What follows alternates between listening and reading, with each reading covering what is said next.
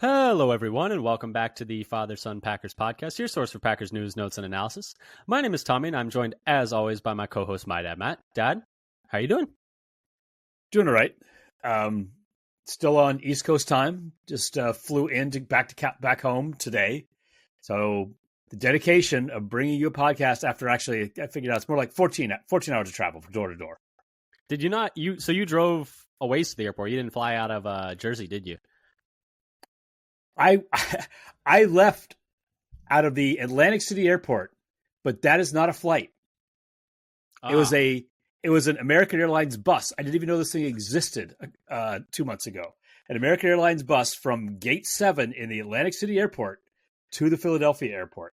What do you mean Gate 7? Like an airport gate? Yes. Like actually, right next so you to went me, through airport security and took a bus? I went through airport security in Atlantic City and took a bus. Did you travel back to 1940 to do this? My goodness, this is a thing? This is apparently a thing. And it looked like they have a couple other airport buses from other towns in the kind of Philadelphia sphere of influence. I had no idea this was a thing. I know the concept of you take the Greyhound and stuff, but I did not know American Airlines still had a bus charter and did it through the airport. That seems outrageous. that leg of the trip was listed as, Atlantic City to Philly, operated by American Airlines Landlink. Nice. Sweet. Incredible. Oh my goodness. All right. Well, yes, I'm sure our listeners. Yes, it's old timey. I think they played some music on the gramophone. Yeah, I was gonna say, did they do the old transatlantic voice through the speaker system? I'm not going to try and do it. I'm not going to try and do it. Rigid airship. And here we are. Yeah, exactly. Traveling. Oh goodness. Okay. Modern convenience. All right. We've lost the plot.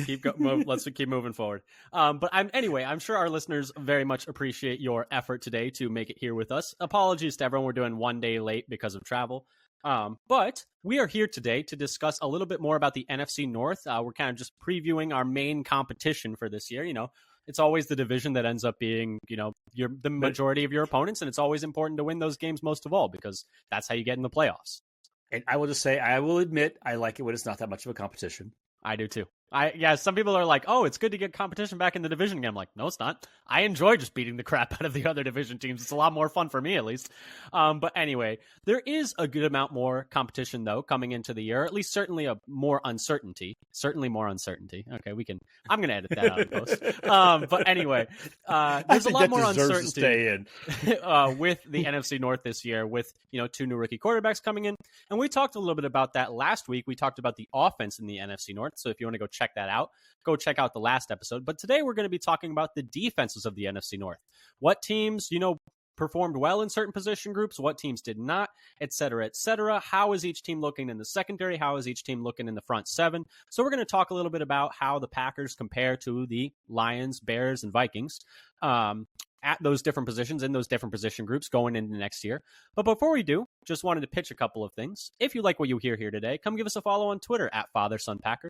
We tweet out whenever we have new episodes. We tweet out stats from doing research for these episodes, articles and content from other Packers content creators, news from the Packers, anything, remotely Titletown related.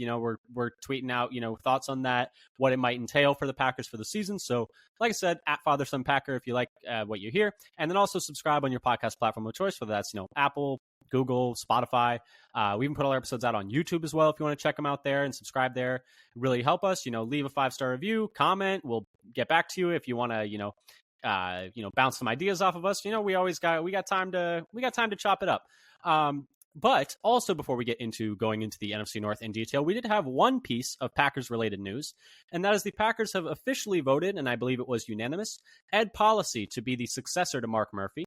If you don't know, the Packers have a president, they don't have an owner, and they have a mandatory retirement age. And Mark Murphy's is set to expire next summer.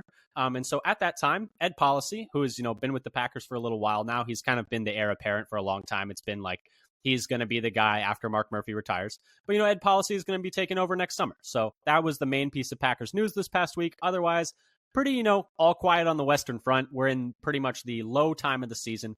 But don't worry, we'll still be doing an episode every single week through the rest of the offseason. So keep it tuned there. We're going to be talking about, looking forward. We're going to be talking about training camp. So keep your eyes peeled once again on the Twitter, on, different podcast feeds, and subscribe. et cetera, et cetera.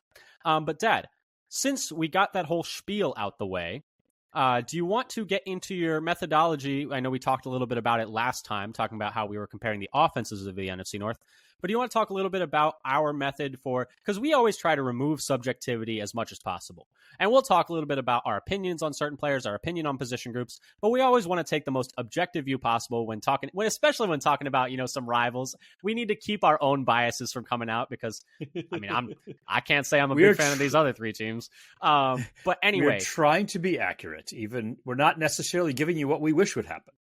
Yes. But do you want to talk a little bit about your methodology for comparing the position groups for these different teams? Yeah.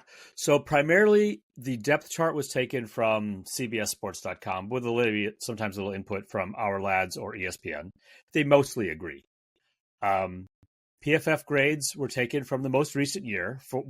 So mostly that's last year. I had I think one player this year who didn't have a PFF grade from last year didn't play, and so I had to use a grade from 2 years ago.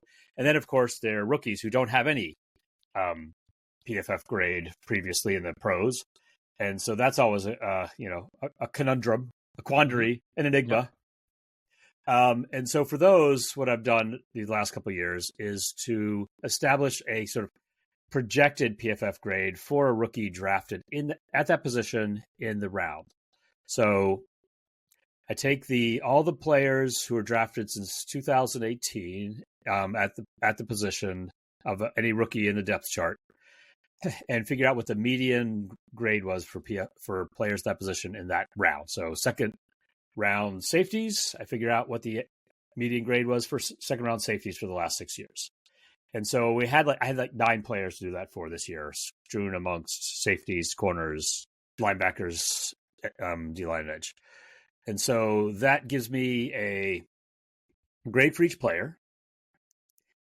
And then we figure out what their snap share is going to be based on last year's snap share for their slot in the depth chart.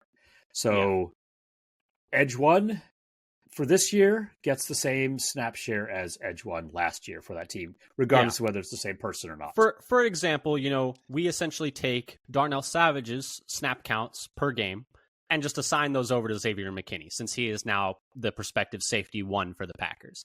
So if Darnell Savage played this many snaps per game for the Packers, the idea is Xavier McKinney would be, as the new safety 1, playing a similar amount. We do that for the rest of the groups as well. And obviously, PFF grade, not always a perfect metric, but it is a good proxy for about how well a player played last year. Obviously, sometimes there are grades in individual games specifically where you'll disagree, but over the course of the season, those do get smoothed out. I'm not I don't think PFF grades are gospel for they're not perfect, but they do have a good correlation for how good a player is. They're not a perfect piece of data, but they are a piece of data with a reasonable amount of they're usually within reason for okay, this number's higher, this player has been playing better. We can quibble about whether or not they're actually better than this player with a slightly lower grade, but they generally trend and correlate with performance.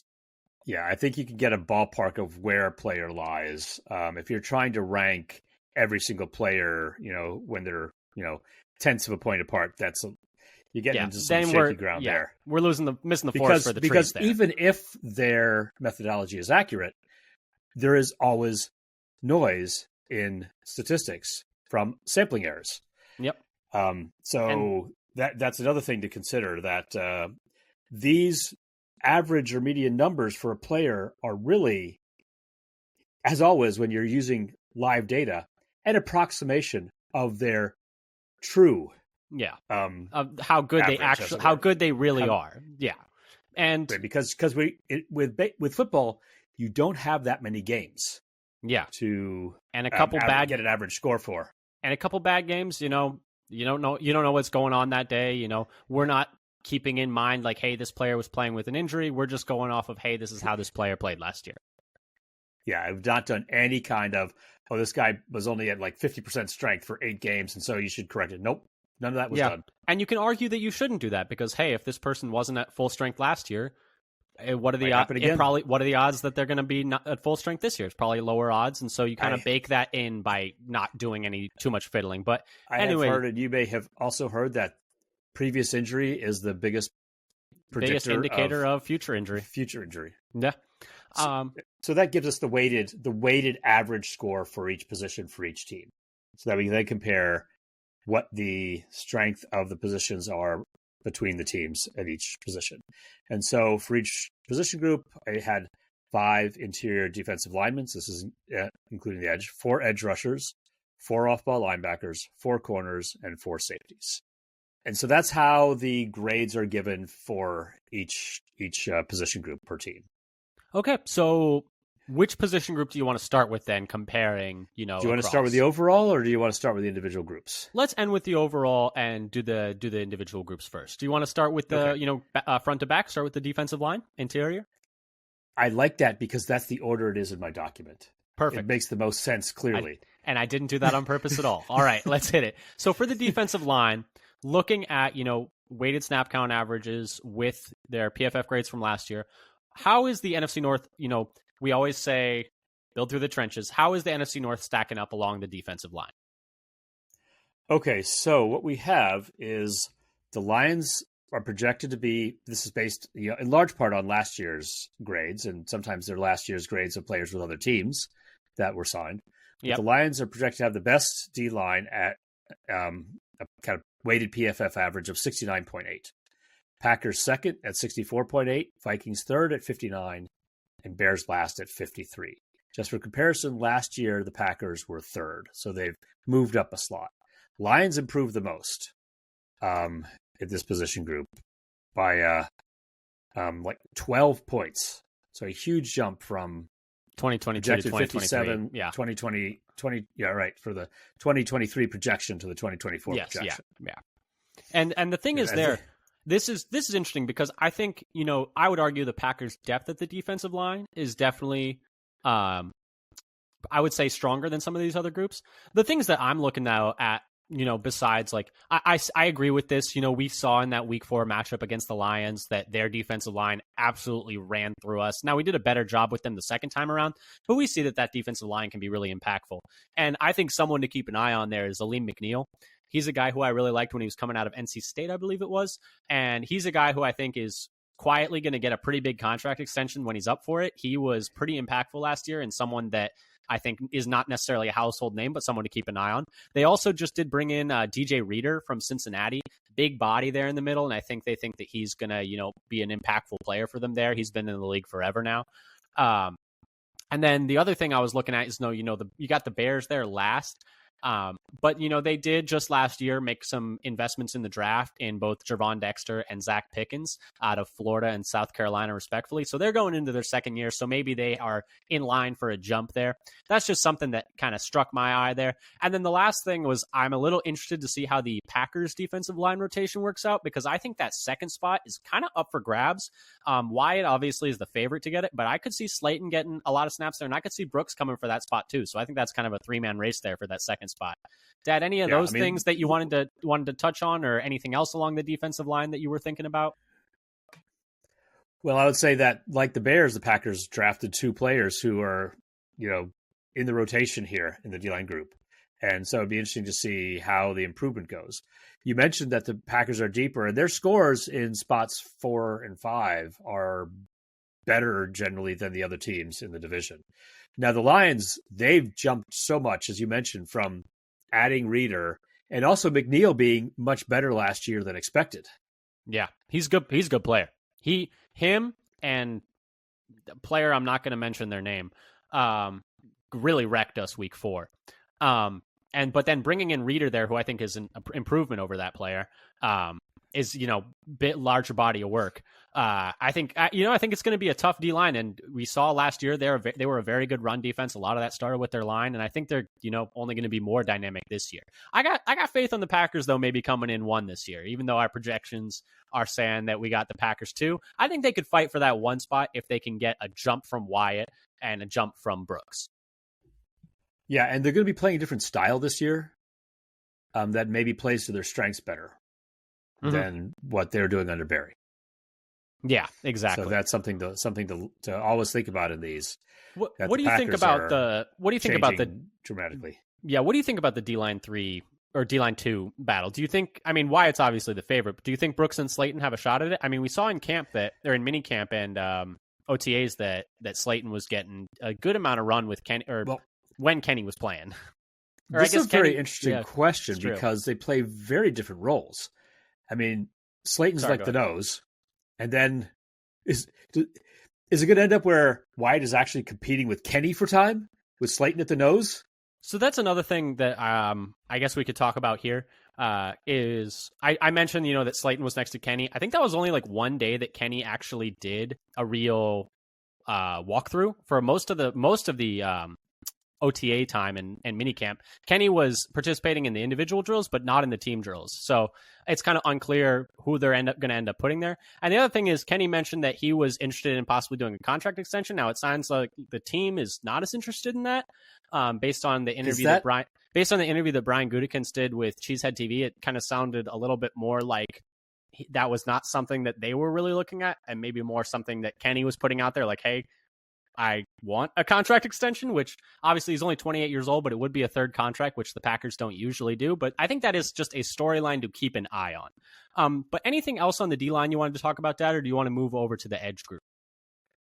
That's the main thing. One thing is interesting, the Packers have all this depth, but they might be playing fewer total snaps. Yeah.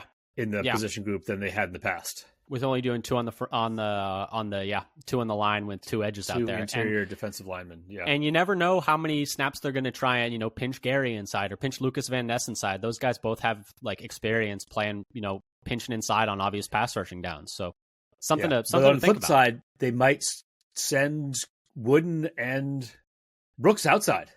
Yeah, it's they have a very interchangeable group there, which I think could be a lot of fun. Speaking of some of those edges, though, let's move over to the edge group and talk a little bit about, a place where the Packers have invested a lot of capital over the years. Yes, but this is a position group that almost everybody invests a lot of capital. True. Very true. It is like high draft picks dominate like league wide at the edge rusher position. So I think the Vikings edge group looks completely different. Mm-hmm. Yeah, than it did a year ago. And so based on last year's grades, mostly with other teams and adding a first-round rookie, they're projected to be the best at 72.8. They have a lot of upheaval, bringing in, moving Danielle Hunter out, bringing in Grenard, taking that first-round pick out of Dallas Turner out of Alabama, trading up Dallas for him. Turner, yeah. So they're a group to watch because they've completely remade their edge group. Yeah, so it's very. I mean, their projected score is not that different from last year's, but it's made up of completely different players.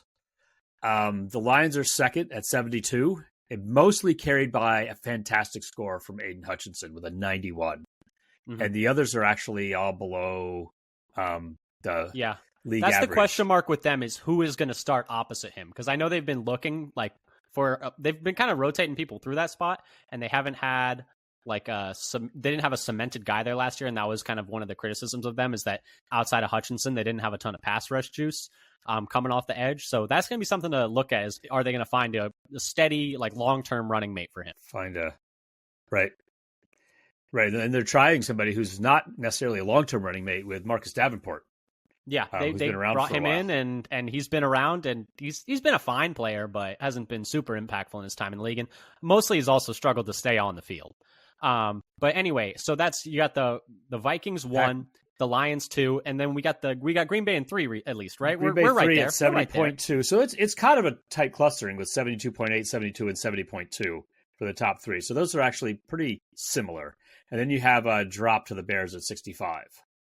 Yeah, and the Bears obviously, I mean, it was a bare and wasteland at edge rusher until they added Montez Sweat halfway through last year. But even still, outside of him, the Bears they just have him. And they are the most improved in the position group by a significant amount, and they're still dead last. I mean, they went into last year with, no offense, but like really old and a bit washed up Yannick Ngakoue as their number 1 edge rusher going into last year. And I think they had to make the Montez Sweat move practically. They had no one else to rush the passer, and he's worked out really well for them. He's been a great player for them for last year. They gave him that big contract. But even still, outside of him, they're also looking for a running mate next to him. Yeah, so that's it's interesting. So you got three that are pretty well established as having good edge rusher group overall, and the Bears who are still trying to put their group together. Yeah. And this was something where I was taking a look at it. Obviously, the Vikings have completely remade theirs. Lions and Bears are still looking for that second one. But that kind of led me to, a question that I heard first on John Meerdink in Blue 58, which is an excellent podcast, would recommend. When do you think Lucas Van Ness passes Preston Smith as the second edge? Because, they took Lucas Van Ness in the first, not this past draft, but the draft before. He had a pretty solid first year, a bit nondescript, but I think, the underlying measures are pretty good. But obviously, taking a guy in the first round, you expect him to eventually be a starter.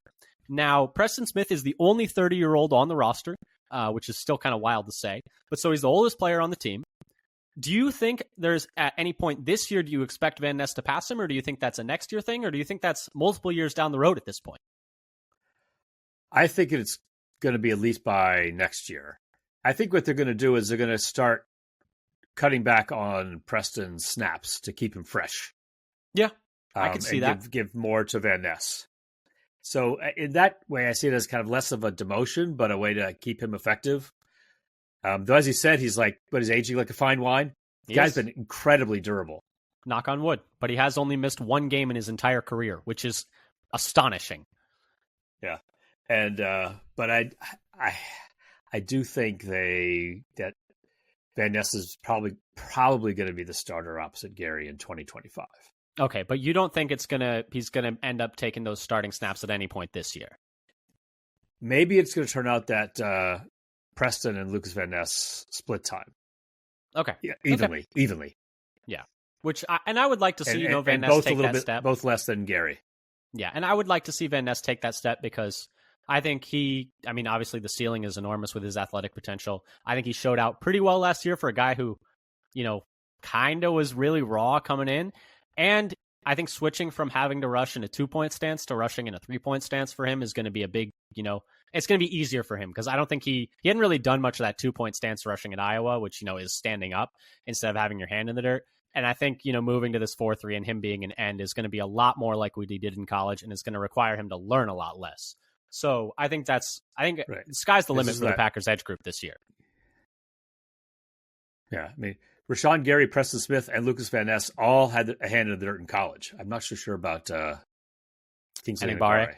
Yeah, I can't remember when he was at South Carolina now. It's a little hard to remember. But I do think, stacking up 1 to 4, I think the Packers can contend at this edge group with anybody else in this division.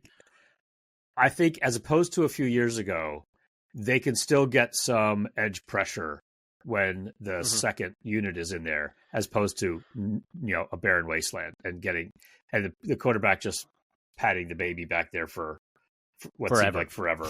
Yeah. But I do think, though, also I wanted to add, I think that we're going to do an episode either next week or the week after, spoilers, talking about, what the Packers would have to do to win the Super Bowl. I think one of the things that needs to happen is Gary needs to take another step. Because these other teams, I would say, have elite guys, whereas I think Gary is very good, but he's right there. He's knocking on the door of elite. I think if Gary played the whole season last year, how he did the first half of the season, then it wouldn't be a question. But he kind of tailed off at the end of last season. And so I want to see him put together a whole season of how he played in the first half. And I think he's in the elite conversation. And I think they need him to be an elite impact player game in and game out for them to get where they want to go. But that's something else I just wanted to touch on in the edge conversation. Because when you look at these other teams, like you look at the Lions, I would say public perception is that Aiden Hutchinson is probably an elite guy. I mean, he was the second overall pick. He was picked to be that, and he had a really great year last year. Montez Sweat is a guy who's like knocking on the door of being an all-pro, knocking on the door of being, being seen in that vein. Now the Vikings guys are a little younger, so that's something else. But I do think for the Packers to contend at that highest of levels, they need to have Gary play like a super elite guy where we've seen him do it, but we just need to see him string it together for a whole year. Right. I would say in general, we need a couple Packers to step up as elite players. And last year, the only player was a lot of very good players, but the only one who had an elite grade last year is McKinney. Yeah. A lot of players above average, pretty good, but nobody else had an elite grade last year. Yeah. And McKinney wasn't even on the team. McKinney wasn't on the team. I was going to say. And like, obviously, they're players who have put together like stretches of elite play. Like, Jordan Love in the second half of the season, Rashawn Gary in the first half of the season, Aaron Jones in that 5-game stretch there at the end of the season. But it's just. Yes, I was talking about the offense. The defense. And I can't remember now if we had anybody with an elite grade on the offense. Yeah, but point being, we just need to see more consistent, super high level play for the Packers to be a true contender. Obviously, they'll still be a good team, hopefully at least. But I think at that edge group is where I see the opportunity for that leap to elite, that leap to superstardom for Gary specifically. Anything else on the edge groups that you wanted to touch on, or do you want to move on to off-ball linebacker? I think we move on to off-ball linebacker. Okay, take it away. Now, as a group that different teams in the division have invested in it in different ways. Vikings first at 72, and then a bit of a drop to the Bears at 68.4 in second, and then even bigger drop to the Packers at 62.6, and the Lions fourth at 61.8. Last year the Packers were third again this year, and the Bears dropped a lot, though they still finished second. And the others are similar to last year. Yeah. So, 72, 68.4, Bears are tied up there with the Vikings. Vikings are up at 1. And then, Packers and Lions are down there in 3 and 4, a little closer together, 62.6, 61.8. And obviously the Packers are going to go from having 2 players playing there to 3. They invested in Cooper and Hopper, who they hope can take on stuff. For the Lions, they're down there at the bottom, but Jack Campbell, they took him in the first round out of Iowa back in 2023. So I think bad that I have trouble getting the name Bruce Campbell out of my head when I'm trying to think of his name. What's the iconic line from Evil Dead? What's the iconic line? Can we even say it on that? Maybe we'll keep going. But anyway, so they took Jack Campbell. He's going into his second year. Does he take a leap there? Certainly possible. I think he struggled a little bit as a rookie. If you listen to, like podcasts that I trust, essentially people that I trust. I can't say I watched enough of Lions to have a firm opinion on him, but it sounds like he was. And the thing is, linebacker is a tough position. I listened to the Athletic football show with Nate Tice and Robert Mays, although Nate Tice is now moving to Yahoo. But back when they did it regularly, it was a great show. It still is.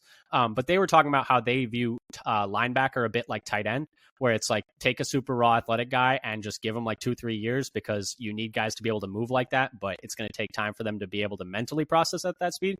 So their view was that linebacker was a slow developing position. And so obviously we're hoping that that's the truth for Quay Walker maybe taking a jump this year, because I think we haven't quite seen the first round ability out of him yet, but I think he has improved a little bit, I would say. The Packers definitely use this philosophy both for Walker and for Edgerrin Cooper this year. Yeah. But that's the thing. Same thing for Campbell, possibly for the Lions, that he takes a jump there.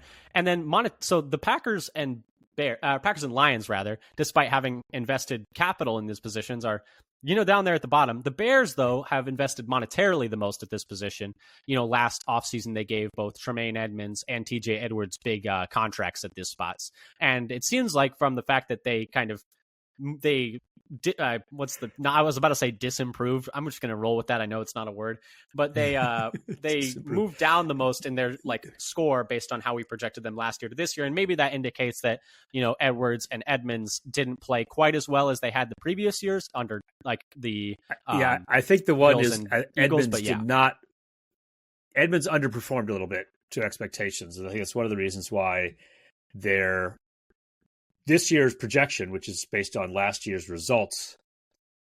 So last year's results didn't match expectations, which causes a reduction in expectations for this year for the Bears linebackers. Which makes sense. But still, projected to be ahead of the Packers and Lions. Obviously, this will all change when Edgerrin Cooper wins Defensive Rookie of the Year. But until then, we will be projected to be there in third, which I think is fair. I know we're talking about the NFC North in general, but what are your thoughts on Quay Walker? He has not lived up to his draft position. That doesn't mean he can't. And looking at some of the linebackers over the few years, and when I was trying to get a grade for rookie first-round linebackers or second-round linebackers, it took a little while for them to develop. But what was really interesting is that, the projected grade for a rookie second-round linebacker was much, much better than a rookie first-round linebacker. And obviously, these are all small sample sizes that can be skewed each way depending on how players turn out. But, maybe it's an indication that people are too high on trying to just take an athlete and teach them how to play football, maybe in the first round. Those are the type of guys that are getting taken early, rather than, guys in the second round who are maybe not as elite athletes, so their stock falls, but they're better at seeing the game and not as good at the pre-draft process stuff. But who knows? I'm hoping that Edgerrin Cooper continues that trend, and he's better than, first-round linebackers are. But I'm also hoping that Quay Walker bounces back a little bit and puts a little more respect on those first-round linebackers. Yeah, so just for comparison, the number I got for projecting Jack Campbell last year as a first-round linebacker, which included Quay Walker's score because he was first round of the year before, that median's, or I forget if it was average or median last year, 54.4 for a first-round linebacker. Oof. The projection for a second-round linebacker for Edgerrin Cooper this year, 72.5. Okay, there's definitely some funkiness going on in there. And that's a median that's a median for Cooper, so it's not skewed by any one player having like a crazy good score that's throwing the whole average off. Yeah, shout out the median.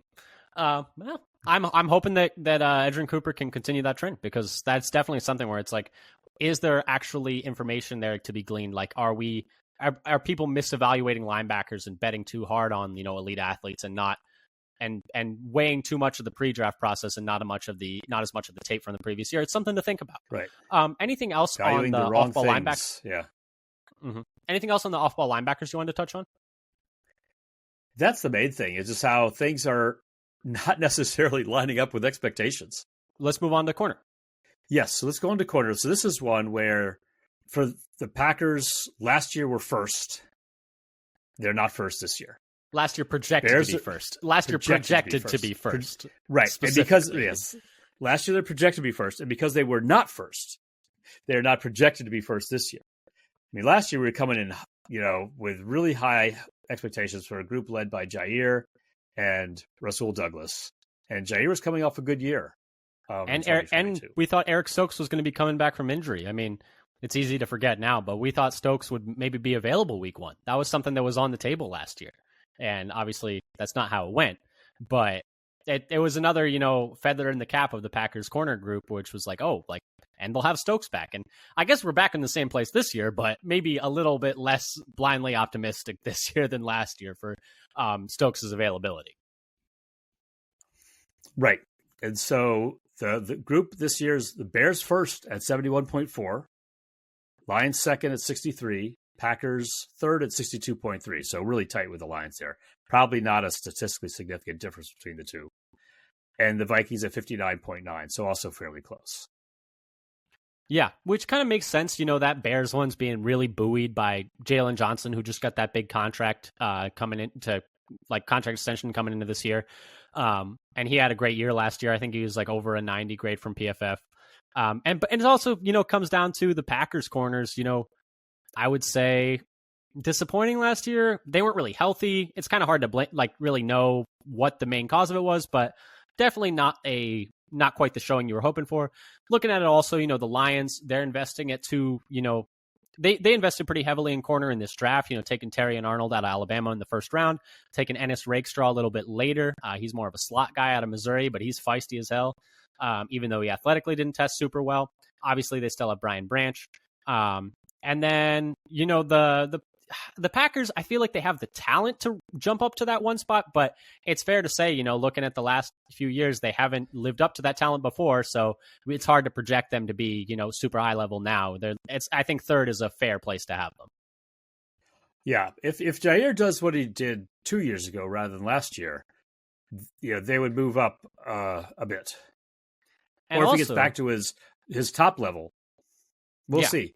How much of Jair's play can we put on Barry, and how much is Jair? I think how much can we put on Barry and how much can we put on Jair's shoulder? Because honestly, he has not been the same since that shoulder injury he suffered against Pittsburgh. It was 2-3 years ago. Yes, he hasn't been the same player. What's his name? Was it Najee Harris that he was tackling? Yes. Yeah, on a swing pass or something like that. Yeah, and he hasn't been, not that he's been bad, but he hasn't been super elite, highest paid corner in the league. And it's kind of something that we've been seeing around the league now, is that the corner position, I mean, there hasn't been a new market-setting corner extension in quite a while now. Corners, I think, are kind of going away from being super like, oh, this is a premium position, because corners don't travel anymore in terms of like, oh, I'm going to stick with the number one receiver the whole time. There's too much motion to be doing all that. Even the best ones barely do it. Like I think 50% of the time was Sauce Gardner last year led the league, or maybe that was 2 years ago. It doesn't happen very often. And teams play so much so much zone now, that having an elite lockdown, shutdown man corner is not viewed as the high level, high value player as it was previously, which is why, we haven't had a market setting corner contract in quite a while. And the market for corners has kind of stagnated while the market, a lot of these other positions, is exploding. So corner is kind of an interesting position to talk about, philosophically, when you talk about just the sport in general, because I mean, obviously the NFL is a cycle. Eventually we'll get back to a scenario where we're playing a ton of man again, but these teams have so many pick routes, rub routes and stuff that man is really hard to play a lot of, because teams can find out you're in man and then run a man beater. Man beaters.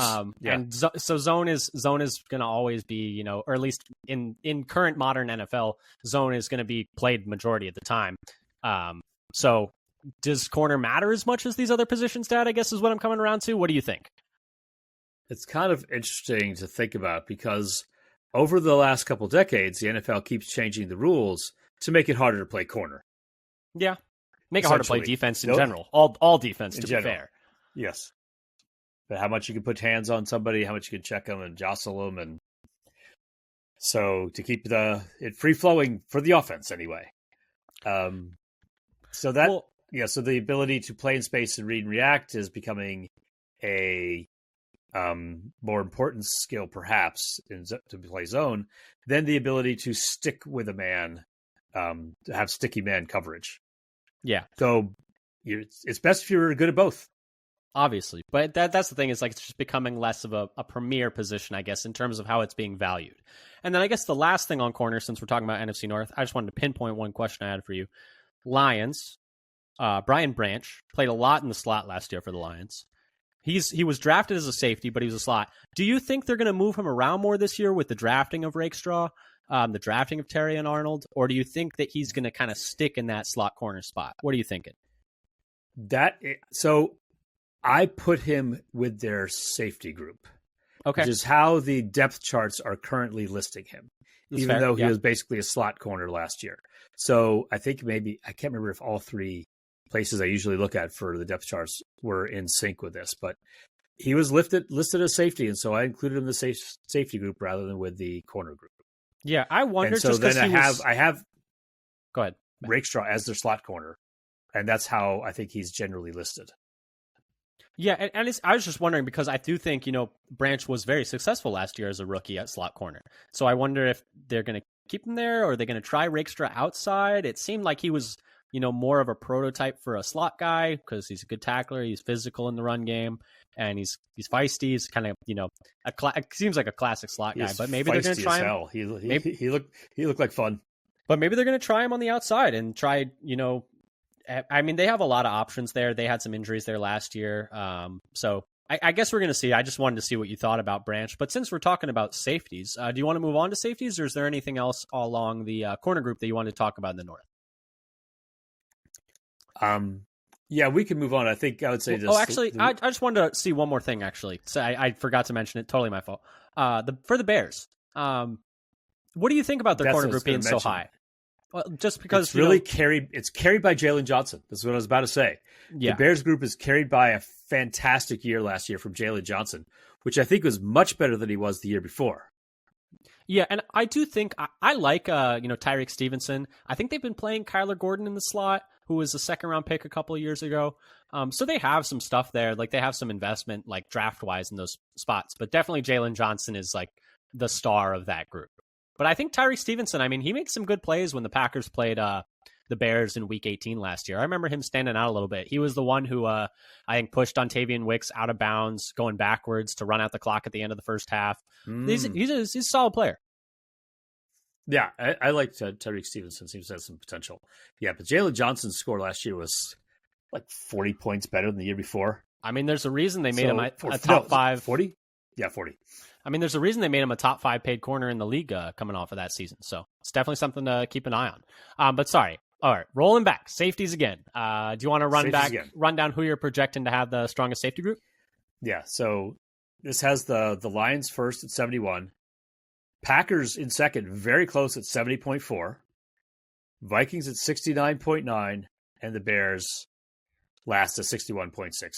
So the Lions, Packers, and Vikings are pretty tightly clustered, and you have a significant drop down to the Bears. Last year, the Packers were last, not surprisingly. Projected to be last, so they have right? the biggest improvement of this group. Last year they were projected. Last year they were projected to be last. Were they also? They might have also been last. Yes. The Packers safeties last year were. I mean, to be honest, Rudy Ford, Darnell Savage played way better than I thought they were going to. I think that's fair to say. They played much better than we expected them to, but they still were a sub-talented group. No offense, but they were. Yeah, they were able to hold it together much better than I expected.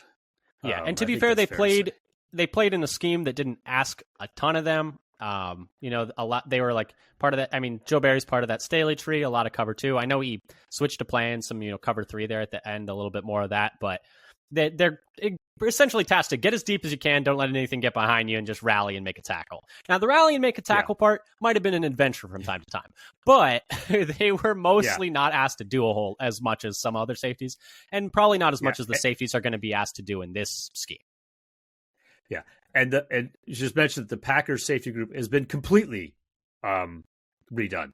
Not a single player in last year's depth chart is in this year's depth chart for the top 4 safeties. Which I think is fine. All new. Yeah, I'm fine with it. Well, it just means that it may be the biggest driver of the Packers' improvement here. Not that individual players outperformed expectations. We just have completely new players. Yeah, and just as an indication of that, like Darnell Savage signed that free agent contract with the Jaguars, but it sounds like they're going to play him at slot corner. They're going to play him at the nickel, apparently. So they don't even view him as a safety. So the Packers were essentially playing a special teamer and a guy most people view as a slot corner at safety last year. 2 surprisingly okay results, I guess. Like, it could have been a lot worse. I thought it was going to be much worse than it was. And that's the thing the Packers never really seem to want to do, even though Savage played a fair amount of slot. They just never wanted him to do that. I don't know why. They never did it. They never thought he could do it. I don't know. I mean, they just never seem to have interest in it. And they see more of him every day than we do. So maybe they tried it in practice and they were like, nope. All right. We did that for a day. Not doing that again. So maybe it was one of those. But looking at it, though, also the Bears, they're way down at the bottom of the list in this safety group. They brought in Kevin Byard, free agent safety. He was with the Titans and then the Eagles last year as a mid-season acquisition. He's kind of getting up there. He's a guy who is a name you might remember, but he's getting older. And then they have Jaquan Brisker, who I'm sure you've heard his name because he loves to talk on Twitter. So he's definitely, at least famous for that. And in their depth chart, they've also brought in Jonathan Owens. Yes, that's right. They did also bring in Jonathan Owens. I forgot about that. Another NFC North. He's listed as their third safety. Another NFC North crossover. He was fine last year. I don't know. That was my opinion. He wasn't good, but I've seen worse play at safety, I guess. Honestly, I don't think any of the 3 of them. I mean, this is such a shot, but never mind. I'm not going to say it. I've seen worse safety play for the Packers than I saw last year, even, in my opinion. Yes, I would say they exceeded expectations last year. Yeah, and I would say not even only because the expectations were low. I actually think they played fine. They were like slightly below average, which is way better than I expected. And I've seen worse safety play in Green Bay before. But the other thing I just wanted to keep an eye on is, the Packers were projecting to be second based on last year's performance in large part, and also bringing in new players. Any concerns to, this scheme putting a lot on the safeties' plate and a lot of these safeties coming in being rookies? Any thoughts there? That's going to be an interesting thing. Is like how quickly will they take to the coaching? How good, teachers the coaching group is.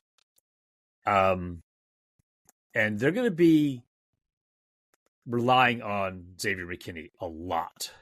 Yeah. Yeah, to and they to paid and pull they this paid him group to up and rely on and him a to lot. Yeah, yes, not only to play, but to lead the group and pull everybody else up. I think, and definitely. it sounds like something he's interested in. I think he's been doing some. Reports are he's been Yeah, involved in that. they say he's been just everything they could ask for and more so far, which is awesome. And then the last thing I want to touch on in the safety group in the NFC North is Harrison Smith, 35 years old. He is really getting up there for the Vikings. He's been a great player for a long time, but I think Father Time is coming knocking on that one. So that's going to be something to keep an eye on. He's been a great player in the league, had a great career. It's like he's either a Hall of Famer or a borderline Hall of Famer, but that's just something to keep an eye on, is that he is, he's probably getting into the last couple of years of his career here. Yeah. His PFF grade, though, I know. He's still a good last player. year, 68.9, and the year before, 69.1. If he's going down, it's slowly. Yeah. But even those are way further down. Those are way down. He was. Right. So he may have he's already dropped and maybe at a little bit of a plateau now below what his peak was. Yeah. And honestly, also that Viking scheme is so freaking weird. They play almost three safeties all the time. They play three safeties a ton, so maybe a little less. They were playing 3-5-3. They were doing all kinds of weird stuff, sending dudes from different angles. What was it? I think it was I can't remember who it was, but it was if you want to get a read on how good a quarterback is and how much they understand what the system around them is doing, watch them play against the Vikings, because if they don't have it totally locked in on what's going on everywhere, they're going to be confused out of their mind because this stuff is so weird. But if they do, then they should be. Then it's people use it as a barometer, is what someone was joking on, is the Brian Flores defense, and if it's a barometer for how good a quarterback is. But yeah, so that's the safety groups. Packers obviously invested quite a bit in that this offseason, signing McKinney, drafting Bullard, drafting Evan Williams, drafting Katana Oladapo. So going to be something to look at, because I think that's going to be a very fun battle between those three rookies for those other spots. Right now, I would say, Dad, probably the favorite's probably Bullard, I would say, for that second safety spot based on what we saw in minicamp and OTAs. That seems to be the case. And you'd expect that also. His draft pedigree would also suggest that, unless he goes to slot. Yeah, that's where it would probably be Williams, I would guess, because Williams and Bullard have been kind of alternating at that spot. I think Williams may be a dark horse for that. Yeah, it's something to keep an eye on. But anyway, anything else you wanted to touch on the safety position, or do you want to go through the defense overall and look at overall scores based on all those groups together, averaging those out, and who's projected to have the best defense in the North this year? Yeah, so the overall average has the Lions first at 67.1, Vikings at 66.8 in second, Packers in third at 66.1. So there's some pretty tight clustering here. Bears last at 63.7, so the first significant step down there. Yeah, and it's interesting because, the Bears, I think a lot of people talk about, how well their defense played over the second half of the year and whether or not they can carry that over to this year. It's certainly something to keep an eye on because, Eberflus is a defensive-minded head coach. And then obviously looking at what Brian Flores can do in year two, how the Lions look with kind of a revamped secondary, making those investments at corner, how the Packers look, hiring a new defensive coordinator, making massive investments in the safety position, and looking at, remaking their starting corners. Is it going to be Carrington Valentine? Is it going to be Eric Stokes? I think a lot of these defenses are very in flux this year, coming into this year, which I think just makes talking about them all the more interesting, don't you think? Yes. And so the one of the take-homes is that the Packers are projected to be third this year. They're projected to be third last year based on the players on the roster and the talent. It seems like we're going to be relying a lot on coaching to make a difference in the performance of the defense. Yeah, and I'm excited for the Barry hire, but I'm excited for the Hafley hire, but I will say, I've been excited for other hires before, and they haven't always gone well. I'm much more excited about this hire than I was about the Barry hire. You can go check the records. I was not that psyched. That was one I was hire. Not excited about. So it's exciting. I think they're probably going to definitely be growing pains, but we'll see. I'm excited to see what the Packers defense has in store for us this year. Dad, any last things you wanted to touch on for the defense around the NFC North? Anything NFC North-wise you want to look at? I think that's it. I think we've covered all the stuff I really wanted to talk about here. And You got to hear us spout our. You can decide if they're meaningless opinions or not. Yeah, I mean, unless we're right? But Right. anyway, If you want to say to your friends, listen to these idiots, please do. Yeah, we'd appreciate it. But anyway, thank you so much for listening. Like we said earlier, come follow us on Twitter at FatherSonPacker. Tweet at us. Let us know what you think about what you heard. We tweet out whenever we have new episodes, stats and stuff from these episodes, et cetera, et cetera. Packers news, Packers roster moves, hires, et cetera.